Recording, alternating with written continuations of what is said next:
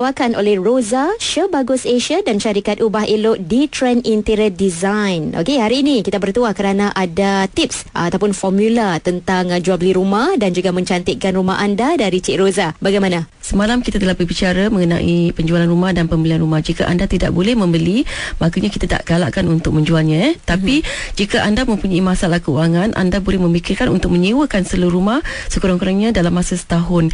Jadi sebelum kita menyewakan rumah, kita harus mengetahui kriterianya dan eloklah jika kita ubah suai rumah kita sedikit atau mencantikkan, jadi ia dapat menambat hati para bakal penyewa nanti. Satu pesanan yang baik. Jadi untuk mencantikkan rumah anda boleh dapatkan hikmat syarikat ubah elok di Trend Interior Design yang tentunya akan memberikan sentuhan peribadi, ya Cik Rosa. Betul, jangan lupa kalau anda membelanjakan hanya dengan $15,000, anda boleh mendapat persyutan percuma. Ini garanti, bukan gimmick, ya.